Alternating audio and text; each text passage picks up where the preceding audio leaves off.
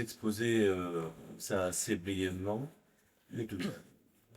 quelques interrogations qui circulent dans notre société, puisque ces dernières 40 années, on a progressé ou transgressé, en tous les cas, un certain nombre de choses comme à l'origine et à la constitution d'un être humain.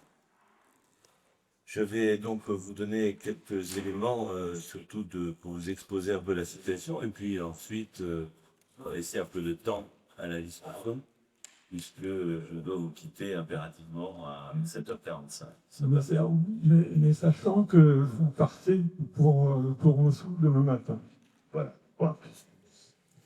Donc, en fait, vous savez, rien n'est plus joli que l'annonce de grossesse.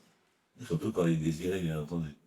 Ou dans tous les cas, quand elle est assez importante comme celle-ci, l'ange Gabriel vient annoncer à la Vierge qu'elle va être enceinte, qu'elle est enceinte. J'aime beaucoup cette diapo parce que vous voyez déjà que dans le mouvement de la Vierge, il y a en même temps une espèce de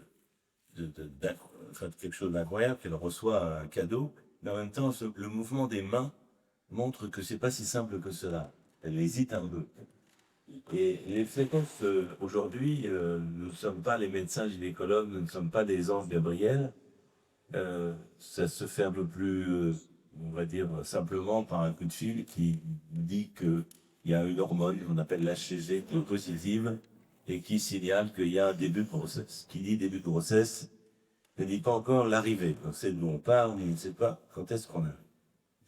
Et on va voir qu'il y a un certain nombre de difficultés. Alors en fait, la reproduction humaine a été beaucoup fantasmée et finalement, ça fait très peu de temps que l'on connaît un certain nombre de choses et encore, beaucoup de choses sont pas explicites.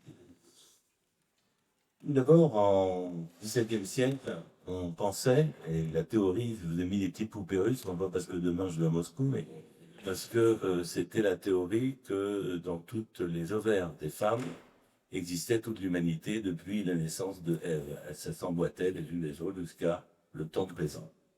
Et puis, il a fallu que un tisserand qui cherchait au microscope à mieux voir les fibres découvre, enfin, avec un système optique, invente finalement le microscope. C'est Anthony von Leeuwenhoek. Et à ce moment-là, bien sûr, on va passer tout au microscope. Donc, si vous regardez cette petite photo un peu mieux, là, si on agrandit un peu, de spermatozoïde, on voit qu'on s'est dessiné un petit bonhomme qui prend ses genoux avec lui et qui veut dire qu'à un moment donné, une théorie masculine et lui dire que, enfin bon, l'humain était contenu chez les spermatozoïdes, c'était l'homme qui était responsable, la femme n'était là que pour permettre le développement, mais que c'était surtout l'homme qui était le responsable. Alors, est venu quand même avec le progrès, justement, des sciences, le fait que la fécondation, c'est un spermatozoïde qui rentre dans un ovule qui est d'une taille beaucoup plus importante que lui, comme vous le voyez ici. Bien entendu, ceci est imagé, puisque normalement, il y a des centaines, voire des milliers de spermatozoïdes qui sont autour. Mais il y a un phénomène qui est assez extraordinaire, qui est que dès qu'un spermatozoïde rentre à l'intérieur, il y a comme un phénomène de pont-levis qui fait que, pour tous les autres, ils ne peuvent plus rentrer. Donc cette régulation qui fait qu'un seul spermatozoïde va rentrer dans l'ovule est assez étonnante, mais finalement, elle est la préservation d'espèces. Pourquoi ? Parce que vous êtes, et nous sommes faits de 46 chromosomes dans une cellule. 46 chromosomes, c'est 23 plus 23, 23 masculins, 23 féminins. Et s'il y a plusieurs spermatozoïdes qui rentrent, comme ça arrive de temps en temps, dans l'ovule, eh bien, il n'y a pas de nombre 46 voulu, on a des anomalies de développement. Donc, la fécondation, finalement, c'est le mélange de 23 chromosomes qui sont la moitié des 46 que nous avons chacun, avec une autre moitié de 23, masculin, féminin, en tous les cas, jusqu'à maintenant. En fait, ce dessin que je vous montre ici, il est simplement pour vous dire que c'est extrêmement complexe, la fonction ovarienne. En effet, pensez que les femmes naissent avec tout le capital des ovules qui vont exister au cours de leur vie, une fois pour toutes. C'est dès la naissance. La machine va se mettre en marche au moment de la puberté, à l'âge de 13 ans, à peu près, et jusqu'à la ménopause, à l'âge de 52-54 ans. Donc, pendant une période limitée, alors que les autres organes vont vivre jusqu'à 80 ans et plus, donc pendant une période limitée, vous avez cet organe qui n'est pas très grand, et il y en a deux en plus, qui sont donc à l'intérieur de l'abdomen de la femme, qui contiennent l'ovule, les ovules, qui vont donner lieu en moyenne 2-3 enfants. Ce qui veut dire que sur ces millions d'ovules qui existent à la naissance, il n'y en a qu'à peu près 400 ou 500 qui vont venir, je dirais, se produire à l'éventuelle rencontre d'un spermatozoïde. Donc c'est déjà assez étonnant sur ce million d'ovules qu'il y ait cette sélection qui se fasse. Et cette sélection, comme vous le voyez sur ce schéma, elle est très complexe parce qu'elle dure 3 mois. Alors je vous passe les détails des hormones responsables de l'accroissement de ce follicule dans lequel se trouve l'ovule, pour que vous compreniez bien. Vous voyez ici donc le follicule qui est comme un raisin. Et puis le grain de raisin, c'est le LHR que vous voyez. C'est ce petit ovule qui est à l'intérieur. Au moment de l'ovulation, ça va s'ouvrir et l'ovule va sortir, aller dans les trompes et éventuellement rencontrer un spermatozoïde s'il vient à passer par là. Alors, qu'est-ce qui se passe en 78 jusqu'à là, donc les conceptions se faisaient comme je viens de le décrire, un rapport sexuel, l'émission de spermatozoïdes, la rencontre au moment de l'ovulation. Encore une fois, cet ovule chez la femme, je vous rappelle simplement la base, c'est que les règles, c'est le début du cycle. Le milieu du cycle, vers le 14e jour, il y a cette ponte ovulaire. Et il faut donc se retrouver avec un homme pour qu'il y ait une chance de fécondation. Et puis ensuite, on attend 15 jours jusqu'à ce que le cycle suivant revienne. Donc, tous les follicules sont dès la naissance. Certains vont être poussés jusqu'à l'ovulation et éventuellement rencontrer donc un spermatozoïde. Qu'est-ce qui se passe en 78? Eh bien, en 78, il y a la première naissance de la petite Louise Grande en Angleterre qui a été conçue différemment. C'est-à-dire qu'il y a des spermatozoïdes toujours, des ovocytes toujours, un rien au moins. Sinon, on est piraté. Voilà, tant pis, vous verrez en petit. Donc, il y a toujours, mais la rencontre ne s'est pas faite à l'intérieur de l'organisme, elle s'est faite à l'extérieur, in vitro, au laboratoire.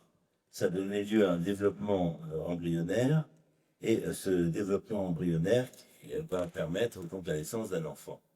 Vous voyez ici, la méthode utilisée, c'est qu'on endormait la femme, on regardait à l'intérieur avec une caméra, et on allait ponctionner l'ovule, et parfois sous anesthésie locale, maintenant on fait par voie vaginale. Vous voyez l'ovaire qui est ici avec ses follicules parce qu'elle est stimulée, et on va recueillir plusieurs ovules pour les soumettre à la fécondation in vitro. Voilà l'image que cela donne en échographie. Ça, c'est un ovule naturel, sans stimulation. Et là, vous voyez, il y en a 5, 6 ou plus parfois, lorsqu'on donne un traitement adapté qui va essayer de pousser les follicules pour essayer d'avoir plus de chances d'avoir un ou plusieurs embryons.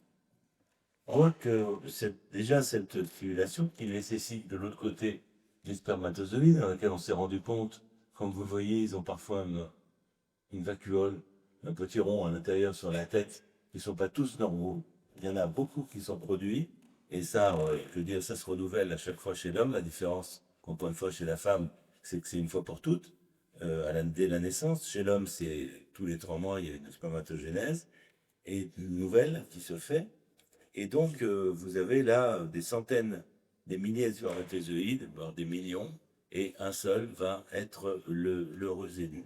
Encore faut-il qu'il soit normal. Voici quelques images d'un ovule tel qu'on le recueille au niveau du microscope. Vous voyez sur l'image qui est en haut à droite, vous avez à l'intérieur de l'œuf, vous avez 2 ovules, deux petits ronds qui vont être en fait les chromosomes masculins et féminins, les 23 chromosomes qui vont se mélanger. À partir de là, c'est la fécondation, c'est-à-dire qu'il y a l'apport des 23 masculins et des 23 féminins. Et ensuite, 2 jours après, ça se divise, et 3 jours après, vous avez déjà 4 cellules, et très vite, on va voir un stade ultérieur. Voici par exemple, sur cette image, un embryon humain de 6 jours, sur l'image en haut et à droite. Une fois qu'il est mis dans la cavité utérine, et vous voyez qu'il s'ouvre, c'est comme un petit poussin qui sort de son œuf. Il va casser sa coquille, sortir de sa coquille. On est au 6e jour post-fécondation. Et vous le voyez ici, il est dans l'utérus et il va s'agripper et s'implanter, si tout marche bien. Il va glisser sous ses vagues pour y rester 9 mois. Donc c'est assez étonnant, si vous voulez, cette image qui pendant des années n'existait pas, bien entendu, puisque c'était que la conception naturelle, et encore, il y avait plein d'idées de travers sur la conception naturelle, la possibilité donc de concevoir in vitro et d'avoir donc un embryon humain. Alors, vous voyez un embryon humain au 5e jour, quand vous regardez en haut et à droite de cette image, vous voyez qu'il y a une espèce de bouton un peu en haut vers 11 heures, une petite masse à l'intérieur, il y a du liquide en bas, et puis on a des cellules qui bordent cet embryon. Donc, clairement, il n'y a pas de quoi penser que c'est une poupée Barbie, hein. C'est un embryon humain, c'est moi qui m'a le dit, vous pouvez me croire. Mais je veux dire, ça ne représente pas anthropomorphiquement un humain, bien entendu. N'empêche qu'il y a tout ce potentiel. Le potentiel est là, et les cellules qui sont comme ça, qui bordent, vont donner le placenta. Et le bouton dont je parlais, la petite masse qui est un peu centrale, va donner lieu à l'embryon. Et à ce moment-là, retenez bien ça, à ce moment-là, ce sont des cellules souches. C'est-à-dire que toutes les cellules de l'organisme dont nous sommes faits sont ici, à part qu'elles sont souches. C'est-à-dire qu'elles sont encore à l'origine de ce qu'elles vont être. Et certaines vont se diviser dans une lignée, d'autres dans une autre lignée, d'autres dans cette lignée. Les mécanismes, c'est encore une thématique passionnante. Et qu'est-ce qui se passe, c'est que ce soit les os, les cheveux, la peau, etc., le foie, tout vient de ces cellules souches. Peut-être on reviendra sur la fin sur l'utilisation des cellules souches telle qu'elle peut être envisagée indépendamment des problèmes de reproduction. Alors, le problème que nous avons en tant que médecin dans la reproduction humaine, c'est que les résultats ne sont pas aussi extraordinaires que cela. Si vous avez un jeune homme de 30 ans et une jeune femme de 28 ans qui désirent un enfant, en fait, ils vont exaucer leurs souhaits dans 25% des cas. C'est-à-dire chaque cycle, même s'ils ont des rapports au bon moment et s'il n'y a pas eu d'altération quelconque, de maladie dans les mois qui précèdent, eh bien, ça ne marche pas loin de là, à tous les coups. Parce qu'il y a énormément d'anomalies. Dans cet organe de 23 chromosomes que j'évoquais, il y en a souvent qui font défaut et qui fait que beaucoup de ces embryons qui sont effectivement fécondés à un moment donné, après l'ovulation, ne vont pas s'implanter. Ou bien vont s'implanter, mais pas longtemps. C'est ce qu'on appelle des fausses couches. Et il y a des femmes qui ont quasiment des maladies abortives, c'est-à-dire qu'elles n'arrêtent pas de faire fausse couche sur fausse couche. Et il est possible que la majorité de ces embryons ne vont pas au final parce qu'il y a des anomalies chromosomiques, justement. Toujours ces 23 et 23 que je vous rabâche depuis le début. Les anomalies, elles peuvent être portées soit du côté féminin, soit du côté masculin. Et ça aboutit donc à des embryons qui sont pas tous destinés à s'implanter. Et ça, c'est un énorme problème parce que lorsqu'on regarde un embryon in vitro, eh bien, il peut avoir toutes les caractéristiques d'un embryon correct, mais en fait, il est vicié à l'intérieur et il ne va pas s'implanter. Aujourd'hui, on a la possibilité, je vais vous montrer tout à l'heure, d'avoir des informations. Il faut encore que, disons, la législation suive l'autorise de le faire, ce n'est pas le cas en France. Là, vous me direz, bon, ce mode de fécondation, mais pourquoi est-ce qu'on l'a inventé finalement? Ça marchait quand même pas trop mal jusqu'à là. Eh bien, le problème, c'est que, il y a plusieurs causes d'infertilité. Et la première des causes qui a motivé les recherches, que ce soit par les équipes anglaises ou les nôtres, ça a été le fait que, je vous ai pas mis l'image, mais vous allez le comprendre. Donc, pour que la rencontre se fasse entre ces gamètes, entre l'ovocyte et le spermatozoïde, il faut un lieu. Ce lieu, c'est la trompe. C'est la trompe qui aboutit à l'utérus, qui lui va être le nid. Et donc, la plupart des situations qui nous bloquaient, c'était lorsque la trompe était infectée ou elle avait éclaté sous le fait de ce qu'on appelle une grossesse extra-utérine, c'est-à-dire une grossesse qui se développe au niveau de la trompe pour se diffuser dans l'utérus. Alors, les infections en plus étaient liées dans les périodes 70 à post-68 à une libéralisation des comportements sexuels, une absence de précaution parce que le sida n'existait pas, les maladies sexuellement transmissibles n'étaient pas si bien connues, donc il y avait peu d'utilisation du préservatif, et donc il y avait beaucoup de ce qu'on appelle le sapingite. Je dis toujours pour les internes que nous étions à l'époque, à chaque garde, nous avions une femme qui venait en garde, une ou deux qui avaient une infection à l'intérieur du ventre liée à cette sapingite. Aujourd'hui, cela n'existe plus, fort heureusement. Donc, on est dans une situation où la première question, c'est ben, puisqu'il n'y a pas de lieu pour la rencontre, on va le faire à l'extérieur. Ensuite, on s'est rendu compte que parfois, des hommes avaient très peu de spermatozoïdes et qu'il y a un rapport à peu près reconnu par tout le monde qu'il faut 5 millions de spermatozoïdes pour qu'il y en ait au moins un qui pénètre. Donc, on est aussi, bon, c'est un peu statistique ce que je dis, mais ça veut dire qu'il y a des hommes qui produisent très peu de spermatozoïdes, voire même qui n'en produisent pas du tout. Et donc, dans ces cas-là, le problème a été de faire ce qu'on appelle une injection intracité passive. C'est-à-dire, je crois qu'il y a une photo après qui m'a montré ce que c'est. Voilà. C'est ici, vous voyez, ça c'est l'ovule tel qu'il est recueilli au microscope, évidemment. Non, pas. Ah, c'était. Avec nous. Oui. Allez, donc, vous avez ici l'ombretard. Vous voyez une aiguille qui demande à l'intérieur, qui contient à l'intérieur un spermatozoïde. Et on va injecter le spermatozoïde, il y en a très peu. Donc, vous avez un spermatozoïde qui est à l'intérieur, qu'on a été prélevé, qu'on va déposer là et qu'on va se retirer. C'est-à-dire que des fois, on va prendre les spermatozoïdes dans les testicules, on en prend un seul et on le met dans l'ovocyte, ça s'appelle ici. C'est l'injection intracité. Tout ça pour vous dire que d'abord c'était les troncs, ensuite c'était les hommes qui n'avaient pas suffisamment de spermatozoïdes, et puis on s'est rendu compte qu'il y avait des femmes qui avaient des troubles de l'ovulation, bien sûr, qui n'ovulaient pas correctement, et puis il y a une maladie qui vraiment nous casse la tête, moins qu'aux femmes, mais ça s'appelle l'endométriose, et qui crée des douleurs, et qui crée, je dirais, des gènes à la survenue d'une grossesse, on va en parler éventuellement tout à l'heure. Et donc, on a vu progressivement, dans les 10 premières années, s'étendre, si vous voulez, les indications de ce type de traitement, qui était initialement, comme je le disais, proposé d'abord que pour les causes tubaires et masculines.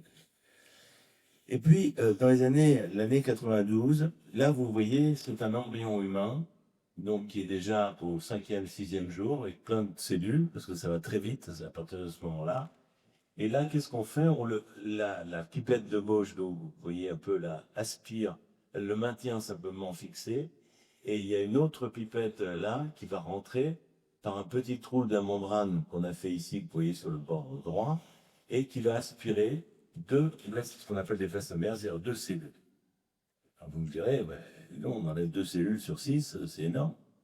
Effectivement, c'est énorme, mais l'embryon se développe, lui, très vite, il récupère ces -2 cellules. Qu'est-ce qu'on peut faire sur les cellules? Eh bien, dans les cellules, les blastomères qu'on va prendre, ici, Et ici, il y a ce qu'on appelle le noyau. Et donc, il y a toute la génétique. C'est-à-dire qu'on peut analyser, pendant ce temps-là, pendant que l'embryon, lui, est mis de côté, on va analyser de savoir s'il y a par hasard un trait génétique particulier. Alors ça, c'est surtout valable, par exemple, dans des maladies comme la mucoviscidose, comme la thalassémie, comme des maladies neurologiques dégénératives. C'est-à-dire qu'en fait, on fait ce qu'on appelle un diagnostic pré-implantatoire.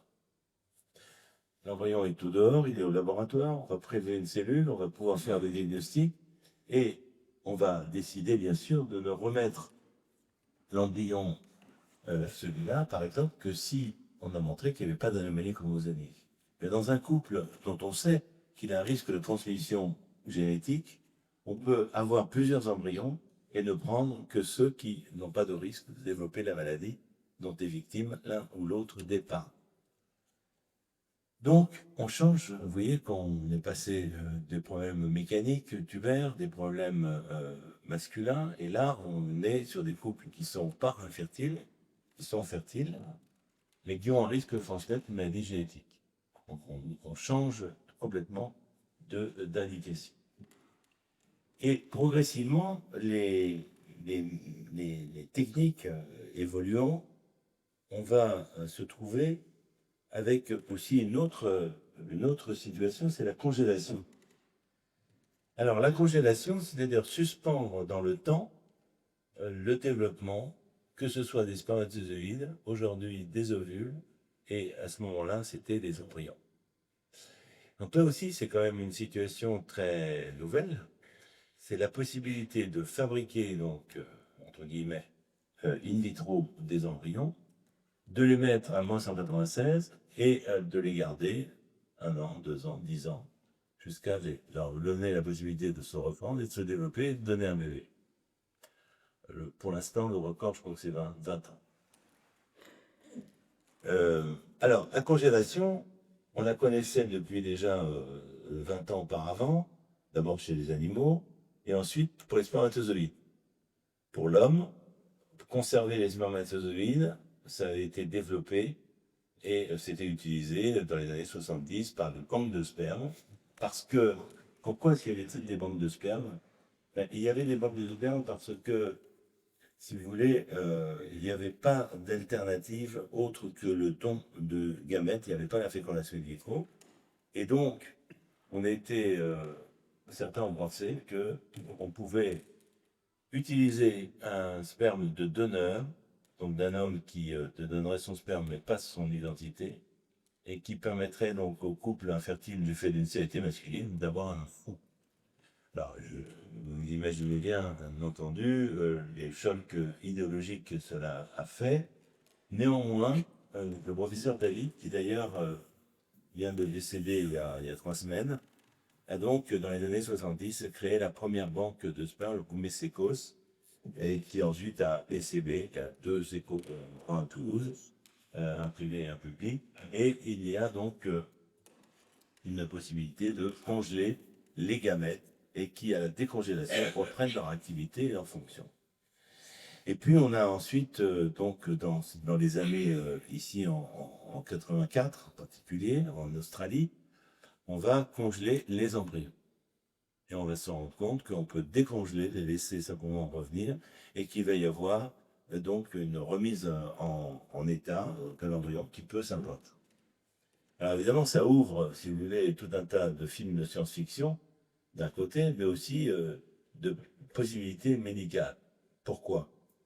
Parce que quand on a voulu stimuler pour essayer d'avoir plusieurs embryons pour avoir plus de chances pour le couple, plutôt qu'un seul qu'on n'avait pas toujours, eh bien, on s'est trouvé avec, si on remettait tous les embryons, il y avait des grossesses multiples, des catastrophes.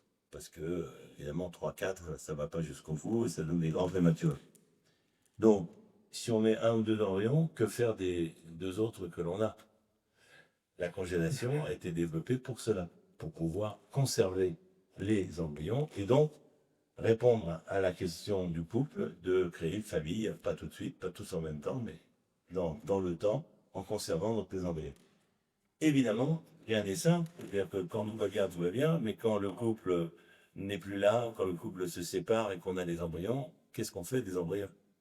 Parce que vous imaginez dans un laboratoire, eh ben, il y a 10% des couples qui soit ont eu leur plein d'enfants, parce que c'est ça aussi, hein, ils ont eu 2, 3 enfants, mais il leur reste encore des embryons. Ou bien, je dirais, un couple qui s'est séparé. Ou bien un couple dont le mari en particulier est décédé, puisqu'on va discuter peut-être tout à l'heure de l'insémination dite post-mortem. Et donc, il y a dans toutes ces questions qui ont été posées, on voit bien que la technique et les indications existaient, mais qu'il fallait très vite qu'il y ait une réflexion sur le plan éthique. Et d'ailleurs, ça a été un peu la création d'une éthique comme grande échelle. Qu'est-ce qui s'est passé donc en France avec la naissance d'Amandine, qui a été la première, comme vous le rappeliez, la première enfant qui est née après cette conception in vitro? Eh bien, le président de l'époque, c'est-à-dire François Mitterrand, a créé le Comité national d'éthique en nommant 40 personnes qui étaient chargées de réfléchir sur les différentes conséquences, et il existe toujours. Et vous le savez, sans doute, il a remis l'année dernière son rapport personnel, et il a mené une campagne de participation pour que les gens s'expriment, en particulier pour la PMA, mais pour l'euthanasie, pour différentes situations. Donc, quelle était la volonté de la société? On est dans une atmosphère participative, on va dire, et donc d'écouter et de voir est-ce que la loi qui va en découler va coller avec la société telle qu'elle est. Donc, vous voyez, des avancées scientifiques pour répondre à différentes situations, des réflexions éthiques à un moment donné. En particulier, il y a eu toutes ces discussions. Qu'est-ce que c'est qu'un embryon? Est-ce que c'est une personne? Est-ce que c'est une potentialité de personne? Est-ce que ce n'est qu'un amas de cellules? Donc ça a été les grandes discussions qui ont eu lieu au comité national d'éthique, qui j'ai eu l'honneur de faire partie, et moi d'écouter tous les arguments les uns et les autres. Et donc la conclusion du comité national d'éthique a été de dire que un embryon humain, c'est une potentialité de personne, et donc on va tout faire pour d'abord le respecter surtout le désir des parents. Mais lorsque les parents n'ont plus de désir, ou ne sont plus là, ou ne peuvent plus poursuivre ce projet parental, alors se pose la question, vu les problèmes éthiques que ça pose, qu'est-ce qu'on peut faire à l'embryon?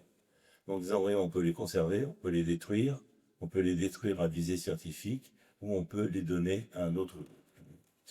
Donc, c'est pas du nom de sperme, c'est pas du nom de ovocyte, mais c'est la possibilité donc de lui donner. Alors, ça pose des tas de questions sur lesquelles on voudrait peut-être nous poser quelques points. Donc, dans ce développement scientifique, comme je le disais, de l'ICSI, on est passé au diagnostic préimplantatoire pour des causes génétiques. On a surstimulé les femmes pour essayer d'avoir une fois des ovules, mais la fécondation in vitro, c'est un chemin de croix, hein, c'est pas facile du tout.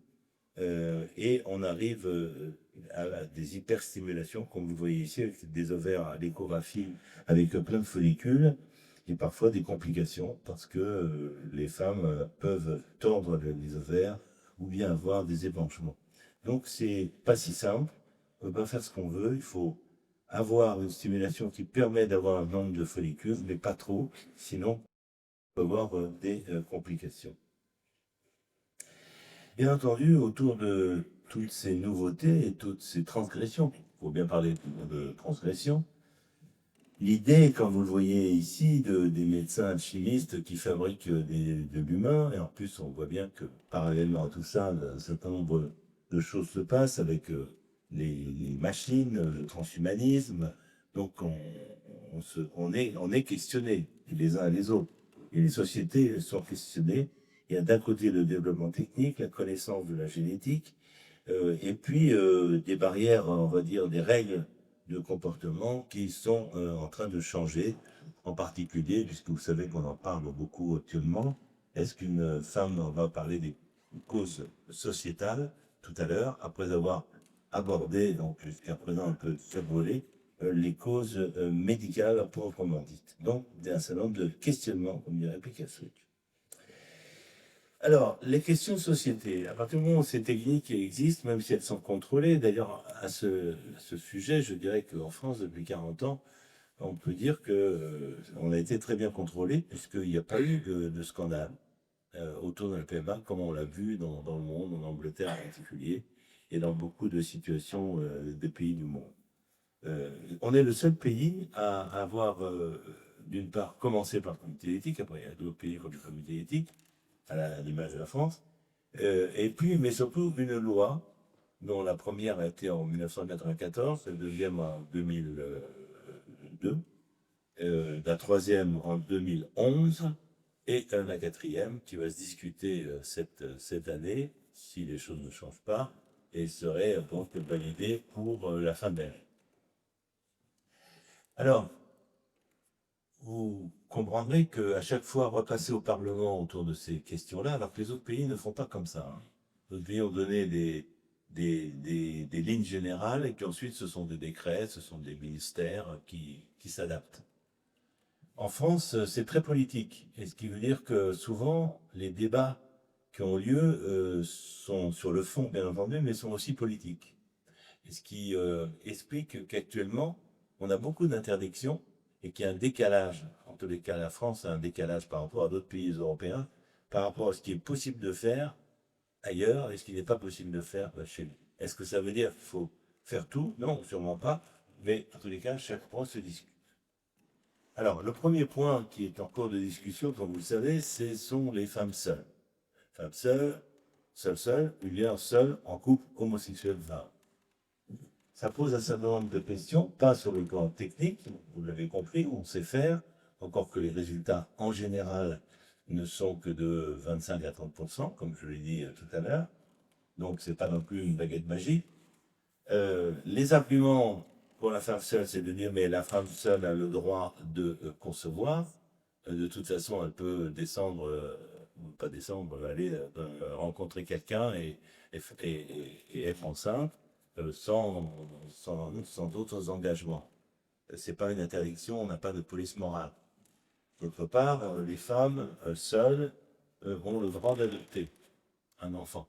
Donc ça veut dire que élever un enfant, une femme seule, c'est même possible également par l'adoption. Les couples homosexuels femmes, donc, à partir du moment où on ouvre la porte à une femme seule, qu'elle soit seule ou en couple homosexuel momentané, définitif, transitoire, ne va pas changer énormément. Ça va changer pour l'enfant. Donc il faut se poser la question de comment est-ce qu'un enfant va être élevé dans un couple de femmes homosexuelles ou bien dans une situation d'une femme seule. Ça, ce sont des thématiques qui interrogent, bien entendu, mais on voit bien aussi que cette situation, elle existe. C'est-à-dire qu'on ne peut pas empêcher cette situation, puisque une femme, à partir du moment où elle est enceinte, elle a le droit d'être avec une autre femme, et surtout aujourd'hui avec le mariage. Le don. Alors, je disais que le don de sperme, c'était quelque chose qui avait été proposé dès les années 70. Le don d'ovocytes, c'est-à-dire de prendre des ovocytes d'une autre femme et de les féconder avec le sperme de son conjoint, c'est quelque chose qui s'est développé assez rapidement, il y a une vingtaine d'années. La France autorise le don d'ovocytes sous une forme gratuite et anonyme. C'est-à-dire que l'enfant ne peut pas connaître le nom de la femme ni de l'homme qui aurait du donneur ou de la donneuse, ne peut pas retrouver son identité, et c'est un des thèmes qui est discuté, à savoir est-ce qu'il est logique qu'un enfant ne puisse pas connaître des informations sur son origine.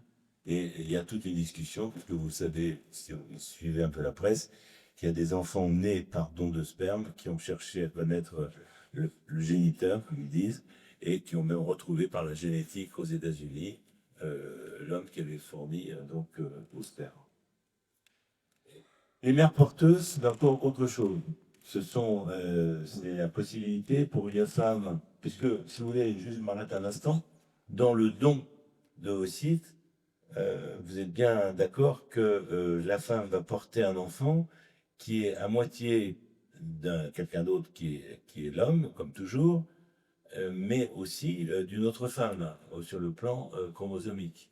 Et pourtant, elle va quand même développer cette grossesse. Elle ne va pas la rejeter sur le plan du rejet immunologique. Donc, c'est des situations médicales qui sont assez intéressantes.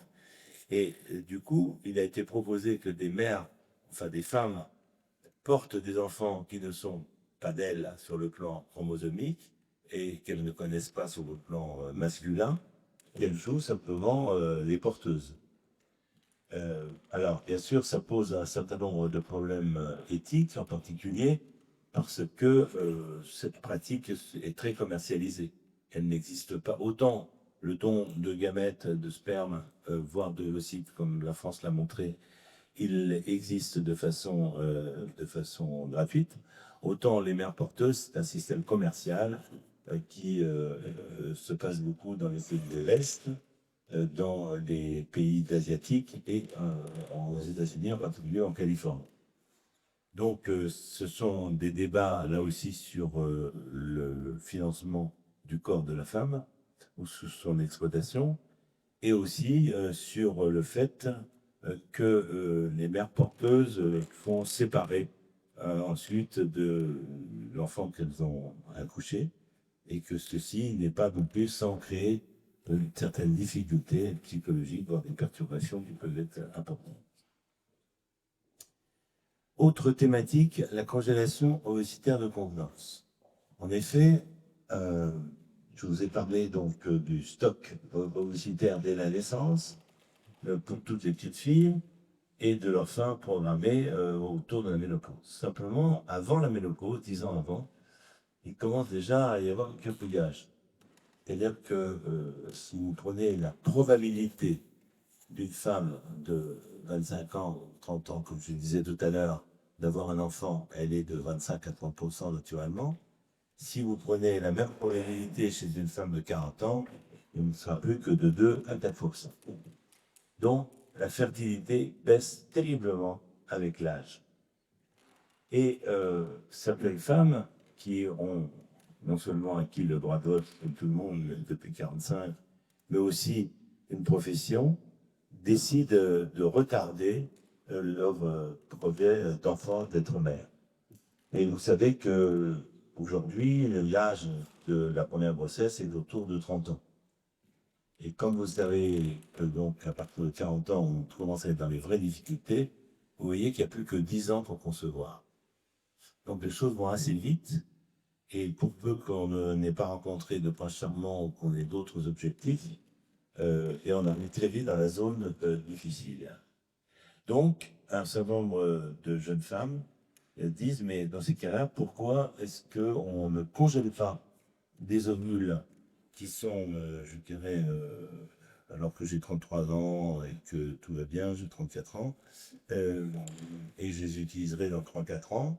Si je ne fais pas ça, dans 3-4 ans, j'aurai compris 40 ans. Et là, par contre, ça va être la difficulté. Je vais recommencer les fécondations. Enfin, commencer, mais recommencer parce que je ne vais pas marcher les fécondations trop. Donc, pourquoi est-ce que je ne congèlerai pas les ovocytes, mes ovocytes? Alors, aujourd'hui, c'est interdit en France. Ça ne l'est pas dans beaucoup de pays. Les mères porteuses aussi, hein, c'est interdit. Et que l'anonymat et la gratuité du nom. Dans la congélation des ovocytes de convenance n'est pas autorisée, sauf si on a un cancer. Les femmes qui ont un cancer ont le droit de conserver leurs ovocytes pour penser à des jours meilleurs une fois qu'elles vont récupérer, ou bien si elles décident d'être donneuses, d'en donner une partie et de garder pour elles. Donc, cette situation, personnellement, me semble totalement injuste et pas correcte. Et c'est pour ça que j'ai l'unité, on va dire, pour que on permette aux Françaises de congeler leurs ovocytes si elles le souhaitent, encadrés, bien entendu, conseillés, pas faire tout et n'importe quoi, pas croire que c'est la panacée universelle, que ça marche à tous les coups, mais en tous les cas, discuter et envisager parfois de le faire, plutôt que de ne pas le faire, puisque un homme, par exemple, qui est un militaire qui va partir en mission, peut très bien demander à conserver son sperme dans un laboratoire. Il suffit de faire une ordonnance et l'homme peut conserver son sperme, la femme ne peut pas conserver ses ovocytes aujourd'hui. Donc vous voyez que beaucoup des points que je viens de balayer posent un certain nombre de questions de société et ce qui explique que ben voilà, la discussion donc, va se renouveler et elle nécessite quelque chose qui est important, c'est que les choses se développent au point de dire qu'aujourd'hui, un enfant pourra avoir 3 ou 4 mères et un ou 2 pères. Je m'explique. Il pourrait y avoir une femme qui donne ses ovules, mais une femme qui donne son noyau et une femme qui donne ce qui entoure le noyau. Parce qu'il y a des maladies qu'on appelle des maladies mitochondriales qui entourent le noyau. Et on pourrait très bien avoir 2 femmes qui participent biologiquement à un don. Les unes pour l'ADN, c'est-à-dire le chromosome, et l'autre pour les mitochondries. Une 3e femme qui pourrait porter un enfant, et une 4e femme qui, issue de tout ce cheminement biologique, pourrait décider, enfin, se proposer à élever l'enfant. Les hommes, il peut y avoir un donneur, et il peut y avoir un homme qui va être le père de cet enfant. Je ne parle pas des pères spirituels et d'autres interventions dans un moment où il y a aussi pas mal de remariages, pas mal d'évolutions, ce qui fait que les familles ne sont plus tout à fait ce qu'elles étaient précédemment. Alors, pour encore ajouter un peu de sel, on a donné des ovocytes, on a donné des spermatozoïdes, on a donné des embryons, on peut aussi donner son utérus. Ça, c'est assez étonnant, parce que, si vous voulez, l'utérus, autant l'ovaire, il est lié au phénomène de l'âge, comme je l'expliquais, c'est-à-dire qu'il arrête de fonctionner au cours de 48-50 ans, en tant que tel. Autant l'utérus, lui, qui est un muscle, peut porter un enfant jusqu'à très tard. Je crois que le record, c'est 72 ans.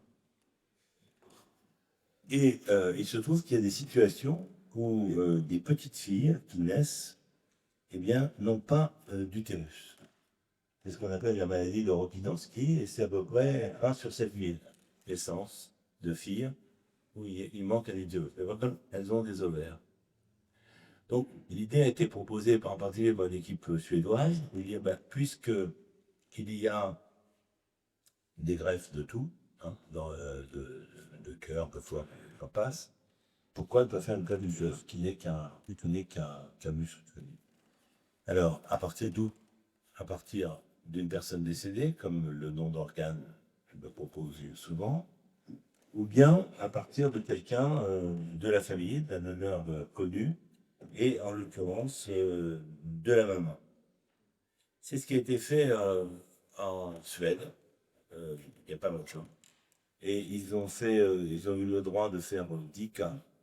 Et sur les 8 femmes pour lesquelles la greffe d'utérus a marché, qui pour la plupart, l'utérus qui venait de leur mère, âgée en moyenne de 55 ans, c'est dire donc que les utérus de 55 ans sont fonctionnels, elles ont accouché. Il y a 9 enfants qui ont accouché, c'est une qui est venue déjà 2 fois. Donc, par cette méthode, que depuis les choses se développent, il y a eu des naissances aux États-Unis, et il y a des naissances au Brésil, et il y a 2 équipes françaises qui travaillent dessus. Donc, vous voyez que ce point-là aussi peut aussi poser des questions, c'est voir est-ce qu'il y a pression, pas pression, est-ce qu'il y a une liberté de donner. L'avenir un peu plus lointain, c'est que, je vous rappelais, au tout début, j'ai commencé la conférence en parlant des cellules souches. Et les cellules souches, elles peuvent donner tout. Mais elles peuvent donner aussi des spermatozoïdes. Et elles peuvent donner aussi des ovules. Et chez l'animal, on a déjà créé des gamètes artificiels avec une descendance. C'est-à-dire qu'on peut penser que d'ici 20 ans, on saura fabriquer des spermatozoïdes ou des ovules qui sont fonctionnels. Quand je dis 20 ans pour des lectures, ça peut devenir plus vite. Voilà d'ailleurs l'expérience chez les animaux, là, les petites souris, on verra, là, qui sont nées.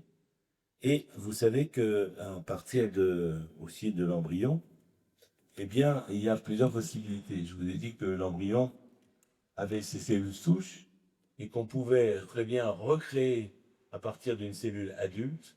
On pouvait recréer soit en la modifiant génétiquement, soit en introduisant une autre partie du génome d'une femme plus jeune. On peut recréer un embryon. En un mot, si je prends la peau de M. Costa, je prends son noyau, je vais l'enlever, je vais prendre un noyau, je vais garder la cellule, je vais mettre le noyau d'une jeune femme et on va recréer, je dirais, un embryon. Donc c'est aussi un phénomène qu'on appelle le clonage, qui existe de plus en plus chez l'animal, qui n'existe pas chez l'homme, sauf les Chinois, qui visiblement travaillent dans ce domaine et posent un certain nombre de questions, là aussi, éthiques. D'ailleurs, on y est. Alors, est-ce qu'à force de vouloir prédire qu'est-ce que sera l'enfant à l'âge adulte, est-ce qu'on va accoucher déjà d'un homme déjà fait, en un mot, par rapport d'essayer de savoir que soit né dans son devenir, c'est une des questions.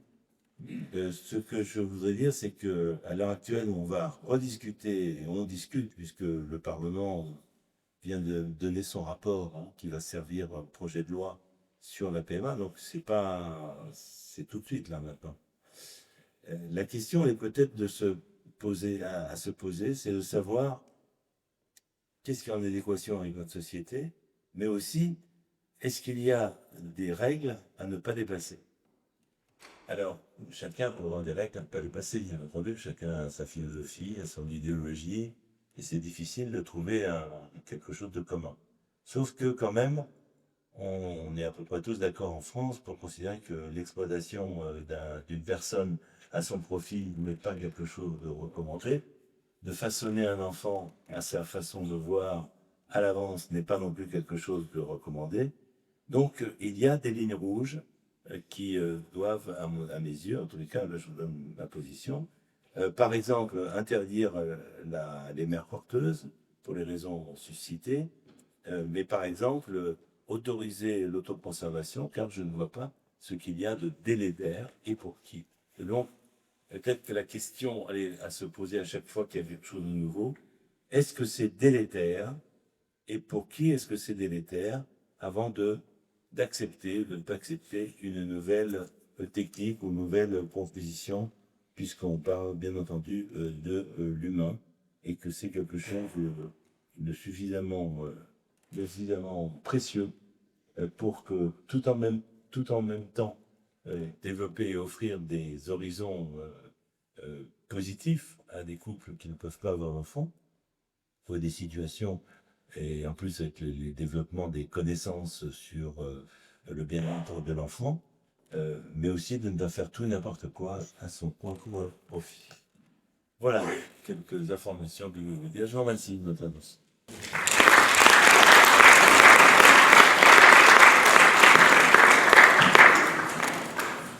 Bon, je pose la deuxième question, non?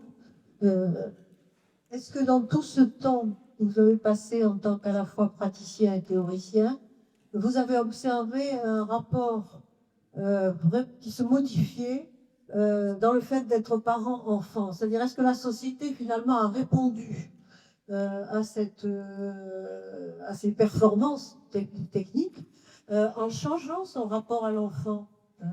Est-ce que vous l'avez, dans votre carrière qui est un petit peu longue quand même, est-ce que vous l'avez mesuré ça? Écoutez, il y a toute une atmosphère quand même pro-enfant qui est soutenue par certaines idéologies, par certaines aussi, comment dire, industries, hein, qui n'arrêtent pas de promouvoir l'enfant, ce qui fait que l'enfant roi et que la connaissance un peu de l'enfant parfait, cette idée-là a émergé un peu avec la connaissance par exemple, du sexe. Oui, je veux dire, de plus en plus, les zones d'ombre sont devenues un peu plus éclaircies et des possibilités d'intervention. Pas forcément d'intervention, parce que savoir que c'est un garçon et une fille à 3 mois, ça ne changera pas. Comme je leur dis d'ailleurs, souvent, de toute façon, ça n'a rien changé. Hein. Rien que ça évolue. Mais oui, il y a quand même, si vous voulez, il y a deux choses que je ressens, mais peut-être c'est un peu biaisé par mon métier. D'abord, c'est une revendication du droit à l'enfant.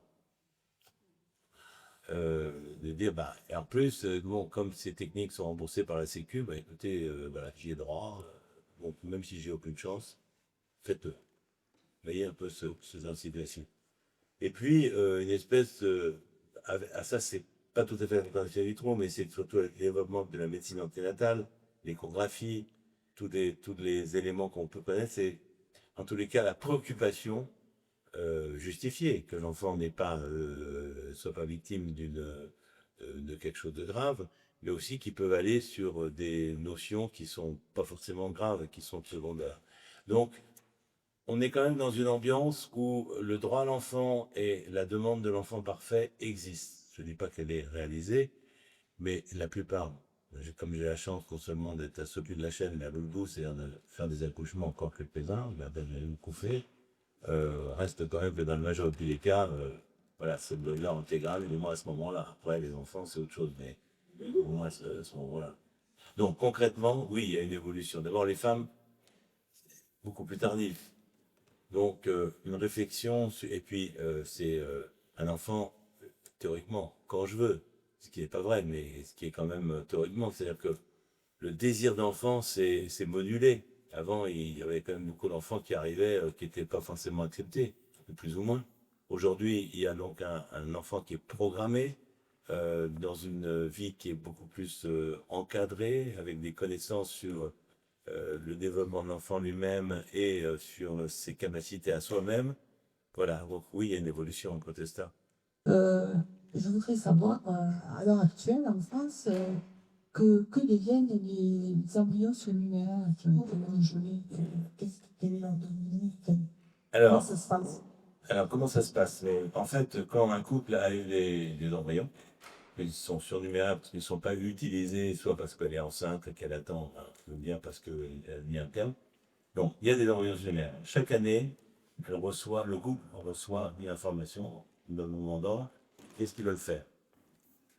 Est-ce qu'ils veulent conserver toujours les embryons? Il faut juste qu'ils payent une énorme pour conserver. Ça coûte un tout petit peu d'argent, c'est rien du tout. Enfin, il y a une façon aussi de garder contact.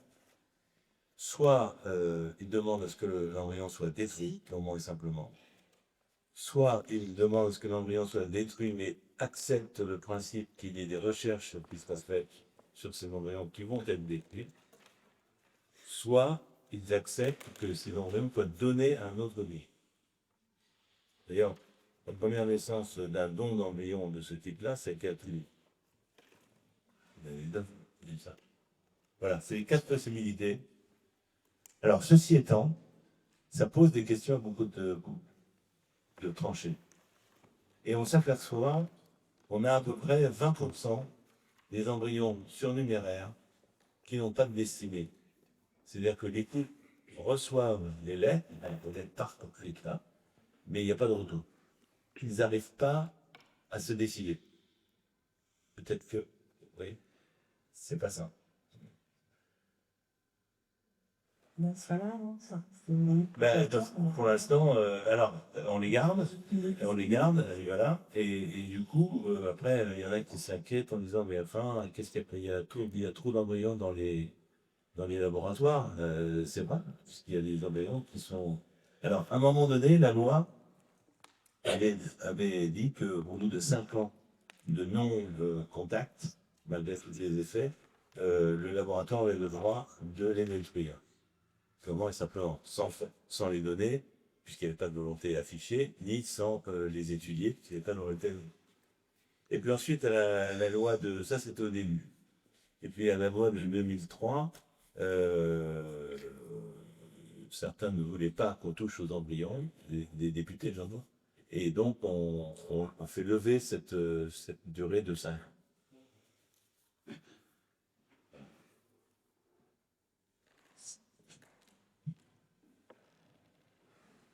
Oui, j'avais deux questions. Une concernant le don à un couple, éventuellement d'un embryon.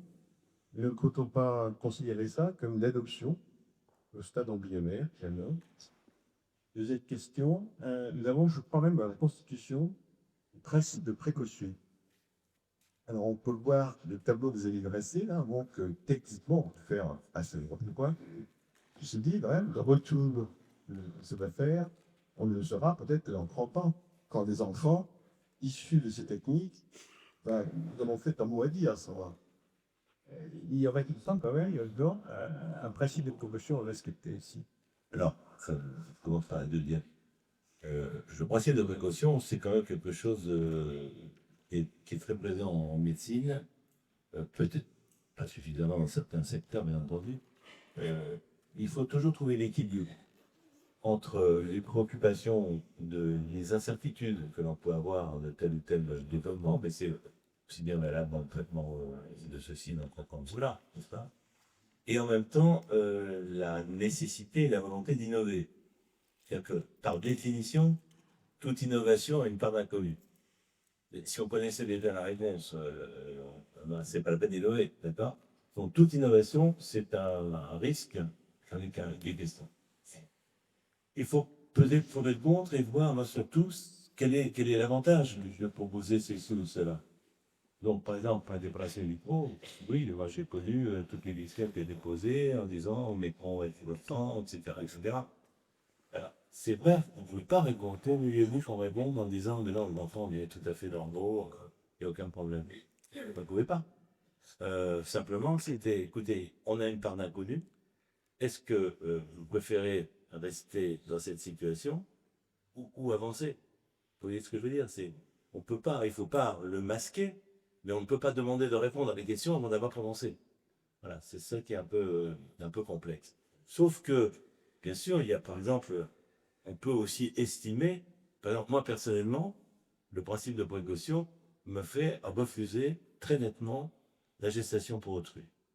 Parce que, si vous voulez, j'estime que la probabilité d'une perturbation du psychisme de la femme qui porte et qui est mise de côté ensuite, par rapport aussi au fait de commercialiser son corps, est suffisamment délétère, il faut prendre une décision de refuser. Pas besoin d'expérimentation pour ça. Et pour d'autres situations, enfin voilà, mais ça c'est ma position, avant d'avoir notre point de vue. Donc voilà, principe de précaution, oui, mais en n'oubliant pas qu'il faut prendre un certain nombre de risques d'inconnus si on veut innover. Sinon, on n'avance pas. Et si on avait mis le principe de précaution au début de la fécondation des on ne l'aurait pas fait. On n'aurait pas pu le faire. Ça, c'est clair.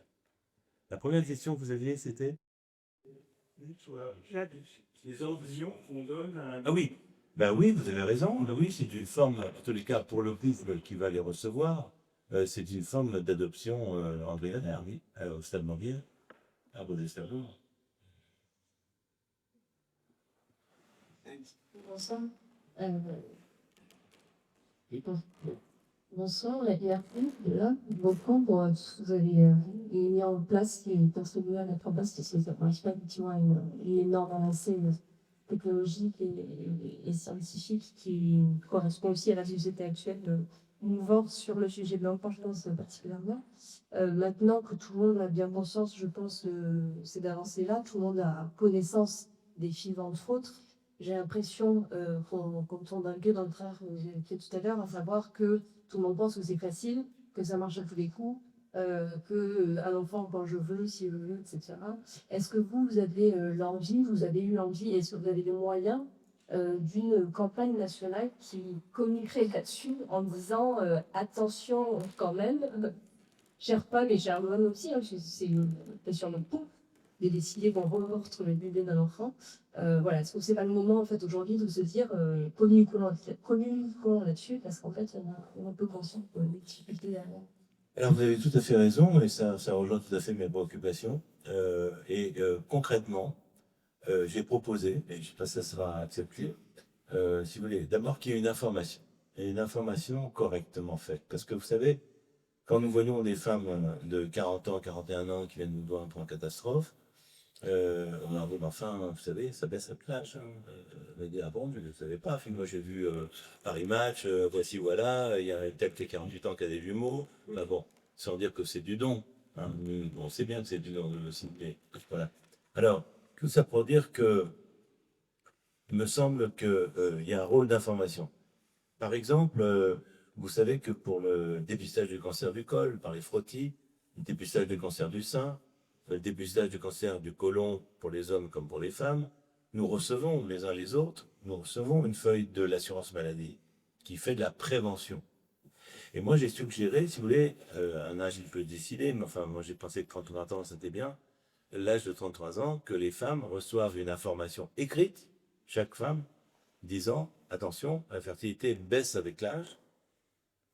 Et ça signifie quoi? Ça signifie que soit il faut mettre l'accélérateur, soit il faut rencontrer le prince charmant un peu plus vite que prévu, soit il faut mettre des ovocytes de côté, soit en tous les cas, attention, la fécondation in vitro dont on parle beaucoup, tout ça, n'est pas la panacée universelle, elle ne marche pas à tous les coups. Donc, vous voyez, un système comme ça qui serait véritablement, je dirais, qui atteindrait tout le monde. Comme pour les exemples que j'ai pris, qui marchent très bien d'ailleurs. Donc il faut faire quelque chose, parce que sinon, qu'est-ce qui se passe en consultation? On dit, oui, mais docteur, je ne savais pas, on ne m'a pas dit. Bon, ce n'est pas toujours le cas. Souvent on a dit, mais on n'a pas entendu. Et puis, quelle a été votre réponse? Enfin, quelle a été la réponse qu'on vous a faite? Est-ce que c'est en cours, du coup Non, c'est simplement... Non, je vous invite à aller dans les grands débats. Non, mais c'est vrai, c'est bien pour ça. Essayons de faire passer des choses. Plutôt que de se battre sur tel ou tel truc, on peut effectivement dire qu'il faut une information en médecine sur ce genre de choses. Au moins l'information. Bon, nous avons le temps pour peut-être 2 questions. On va le temps pour 2 questions. 2 questions, et après je file. Allez. Pas de réponse. Il y a peut-être pour couper. Non, vous avez une demande là. Est-ce que vous pensez que dans un futur proche ou lointain, ne se fera plus que des grossesses extra-utérines? Il n'y aura plus de grossesse extra-utérine. Ouais. Est-ce que par commodité ou pour quelque raison que ce soit, on arrivera à une source? Est-ce que c'est possible d'après vous? D'après moi, non. Vous savez que, par exemple, on pourrait penser que dans la fécondation in vitro, le fait qu'on remette l'embryon dans son sens-là et qu'il n'arrive pas par en haut ou dans la trompe, ça mettrait à l'abri, mais pas du tout. Il y a quand même 1-2% de grossesse extra-utérine parce que les embryons, ils cheminent et ils se déplacent. Donc non, là vraiment, la seule façon, c'est de boucher les trompes, ce qui n'est pas l'objectif. Donc, tant qu'il y a une conception, pour l'instant, il y aura des fausses couches et il y aura des grossesses extra-utérines. Le moins possible, dépister tôt, traiter bien, mais non, je ne suis pas aussi optimiste que ça. Voilà, mais écoutez, s'il y a des suites, on suit par... Dernière question. Non? Non. Ah. Alors, on vous remercie beaucoup. Bon.